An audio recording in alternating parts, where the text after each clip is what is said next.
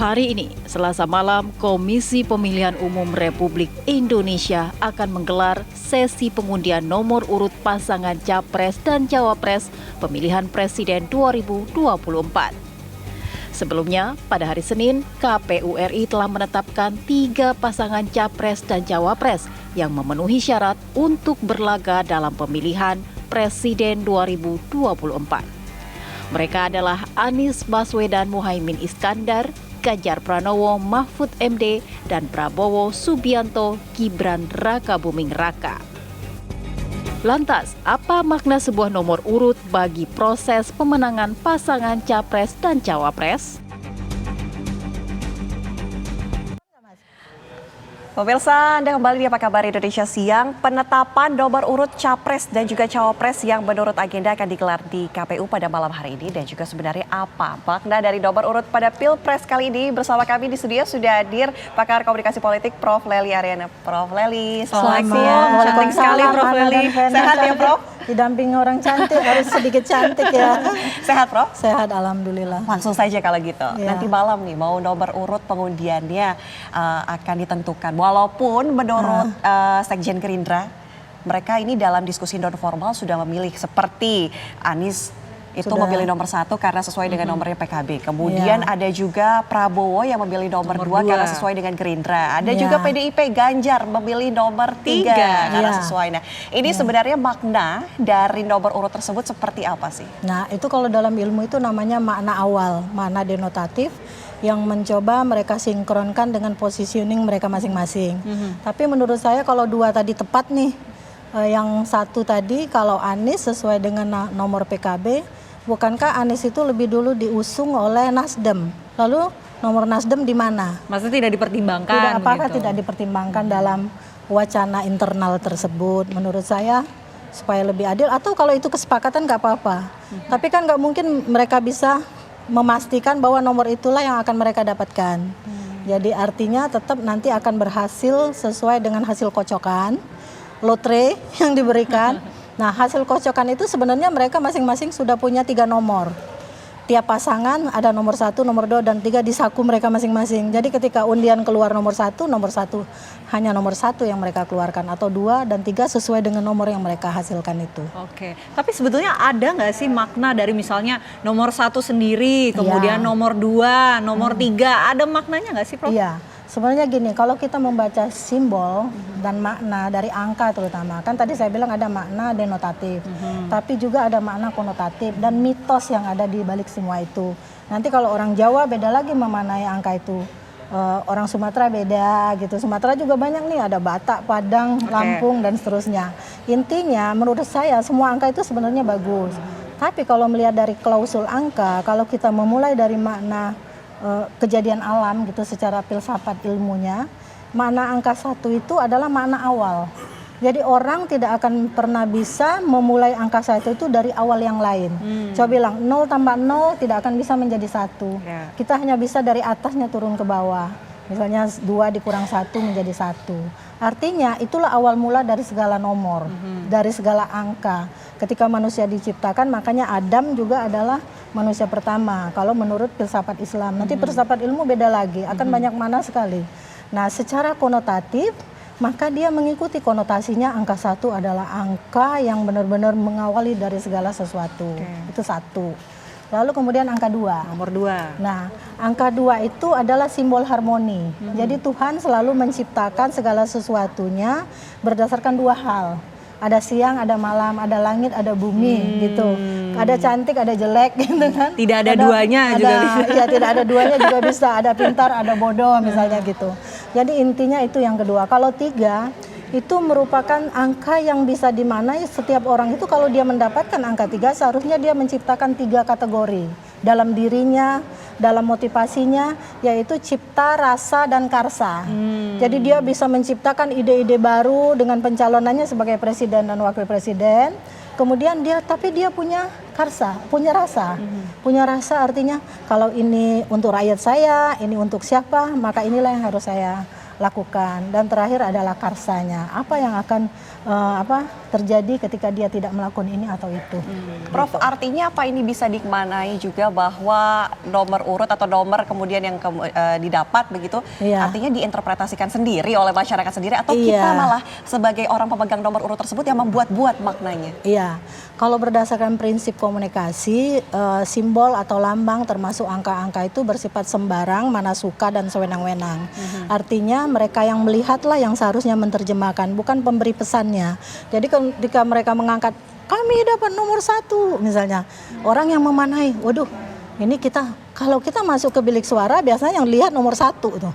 Itu psikologi pemilih namanya. Tapi kan itu berlaku juga untuk legislatif. Jadi kalau untuk presiden, karena mereka sudah punya mindset sendiri, pendukung sendiri, apalagi partai pengusungnya kan ada yang banyak, ada yang sedikit.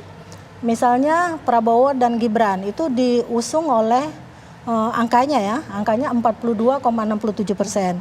Sedangkan PDIP dengan koalisinya hanya 28,6%.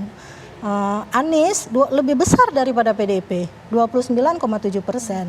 Nah artinya kalau dilihat dari klausul pendukungnya aja, ya kalaupun nanti Prabowo dapat nomor 1, 42,67% itu pasti akan mencintai nomor 1.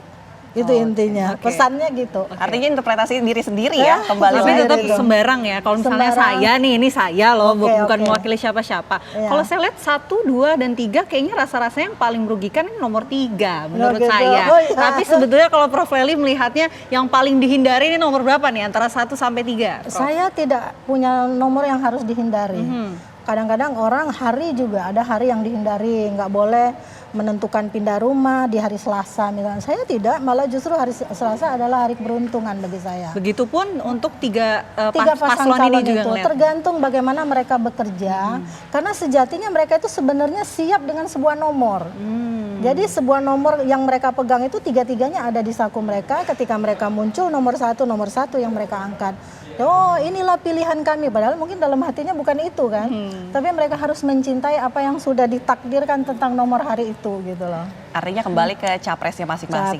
Prof, kalau kita lihat di 2014 kalau tidak salah ya, Prabowo mendapatkan nomor urut itu 2. Kemudian 2019 nomor urut 1. Artinya tahun ini belum pernah mendapatkan nomor 3 nih Prabowo yang sudah 3 kali pemilu. Iya. Apakah nanti orang bisa seandainya Prabowo dapat nomor 3? Terus asumsi orang ini nomor 3, dia pencapresan untuk ketiga kalinya dan dia harus menang di nomor ini karena nomor 3 belum pernah dia coba. Kan bisa saja asumsi seperti itu. Tapi juga kalau seandainya bukan takdirnya Prabowo dan Gibran, ketika dia kalah itulah karena Anda itu sudah 3 kali, jadi Anda tidak menang di ketiga kalinya ini. Tapi sebenarnya kalau nomor ini seberapa penting untuk menarik perhatian masyarakat? Oh ya pastilah, setiap nomor itu kan merupakan simbol yang melekat. Kalau identitas kita adalah A, maka kita harus pegang nomor A. Kita itu seperti nomor itu menjadi branding. Jadi kalau misalnya coba ini, kalau sesuatu yang awal pasti lebih dikenang daripada yang akhir. Misalnya kita perempuan nih, kita menggunakan produk sesuatu yang sejak awal kita gunakan untuk perempuan. Ada merek tertentu. Ketika ada merek lain yang muncul, orang tidak peduli. Tetap menyebutnya merek kedua dan ketiga itu sebagai merek yang pertama. Nah begitu juga identitas politik. Jadi identitas politik itu yang melekat adalah ketika pertama kali, apakah Anda akan jatuh cinta dengan saya dengan nomor ini atau tidak, selanjutnya terserah Anda. Artinya saling rebutan nomor-nomor awal dong? Nomor awal kalau nomor 1 nih? Enggak, maksudnya nomor awal itu nomor awal yang dia pegang. Kalaupun dia ada 7, nomor 7 dia, orang langsung kalau tiba-tiba aku nggak mau nomor 7 ganti nomor ini, orang sudah terpatri dulu dengan nomor 7 itu. Jadi pesan komunikasi baik berupa simbol itu kalau sudah dilemparkan nggak bisa ditarik lagi gitu. Tapi apapun lah yang didapatkan oleh capres-cawapres ini nomor 1 sampai dengan 3, artinya PR mereka adalah untuk menanamkan lah ke masyarakat makna dari nomor tersebut, kemudian pasangannya tersebut, atau sebetulnya ada nggak yang mereka perlu lakukan gitu untuk bisa membekas di hati masyarakat? Iya. Itu kan kalau orang-orang, terutama konsultan politik mereka pasti mengajarkan kepada mereka, memberitahu kepada mereka bahwa ketika yang pertama kali dilakukan itu adalah bagaimana melakukan positioning dulu. Positioningnya udah jelas nih, yang satu perubahan, satu melanjutkan, yang satu antara melanjutkan atau perubahan sedikit gitu kan, itu udah jelas itu. Lalu kemudian melakukan strategi termasuk push, pull, dan poor marketing tadi. Kalau istilahnya kalau dia mempush itu adalah menanamkan branding di benak pelanggan. Pelanggan itu kan adalah calon pemilihnya. Itu dulu yang dia konotasikan, jangan lupa ya kita nomornya 1. Nanti tiba-tiba Anda masuk bilik suara, Anda salah nyoblos. Nah, maka nomor 1 itulah menjadi identitas mereka. Oke. Jadi itu menjadi pentingnya nomor. Oke, bicara soal identitas nih, kalau nomor 1 kan ya kita sudah di luar kepala lah melihat nomor 1 gitu. Orang nomor 1 di dunia dan lain sebagainya. Nomor 2 tiada duanya. Nomor 3, nomor 3 ini agak sulit nih Prof nih. Sempat ada sebelumnya mungkin Sandiaga Uno ya yang menyebut oke lah dengan nomor 3. Tapi sebetulnya nomor 3 ini bisa diapain lagi sih Prof?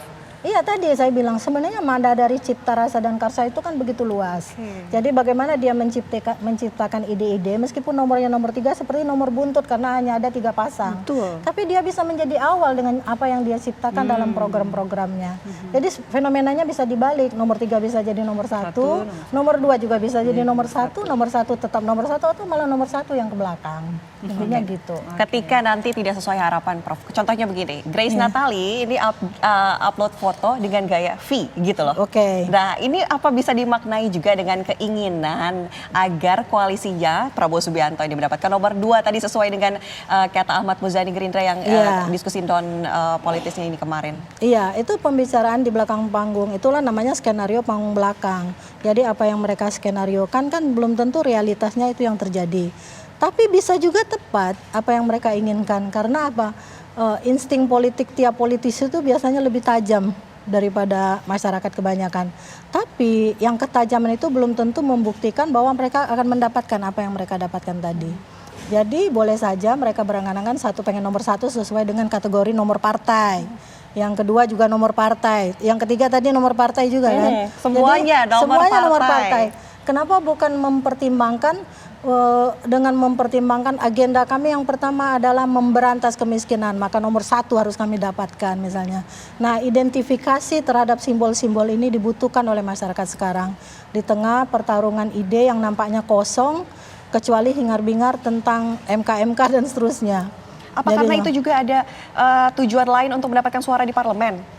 Ya bisa jadi samaan artinya. Ya pasti karena berbarengan ya. Jadi target mereka itu siapa yang bisa menguasai parlemen juga bisa menguasai kekuasaan. Saya pernah membahas di TV One 2014 ada koalisi Indonesia Hebat, ada koalisi Merah Putih.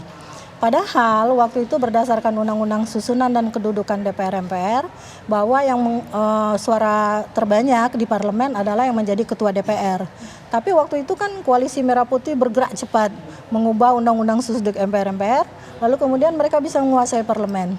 Jadi semua kerja politik itu bisa dilakukan sebenarnya dengan cepat. Secepat kemarin ketika MK memutuskan keputusannya gitulah ceritanya. Oke. Ya. Kalau kita lihat juga agenda nanti malam ini kan pengundian nomor urut ya. Jadi ibarat kata siapa yang beruntung nomor yang diinginkan bisa dicapai. Tapi sebetulnya seberapa penting sih agenda pengundian nomor urut ini berpengaruh terhadap partai politik itu sendiri maupun capres dan cawapres? Iya, makanya tadi saya bilang kalau mensimbolkan hanya satu lambang partai politik, maka yang akan diuntungkan partai politik itu saja. Jadi kepentingan itu harusnya menyasar nih ada 8 partai di partai koalisi Prabowo misalnya, termasuk meskipun mereka non parlemen ya diantaranya, itu tetap harus dipertimbangkan. Jadi mungkin simbol-simbol kedekatan nomor urut dengan partai tertentu mungkin dibuang saja supaya mesin partai yang semuanya ikut bergerak. Oh kami kalau begini memperjuangkan Gerindra aja dong katanya. Nah itu kan tidak adil juga bagi partai yang lain. Kira-kira itu. Oke. Prof Lely seru sekali ya ini kita tunggu nanti malam apakah kemudian nanti nomornya akan sesuai dengan harapan dari capres-cawapres masing-masing. Nanti kita dialog lagi ya Prof Lely. Yang jelas pasti nomornya antara 1, 2 dan 3. Selamat siang Prof Lely, terima kasih sudah bergabung di Apa Kabar Indonesia Siang. Dan pemirsa, usai jeda Apa Kabar Indonesia Siang masih akan kembali untuk Anda. Kami akan ajak Anda dalam segmen Warga Bicara bertanya-tanya kepada sejumlah masyarakat untuk sama-sama menerka-nerka ya bagaimana jalannya pengundian yang akan berlangsung nanti malam. Sesaat lagi pemirsa.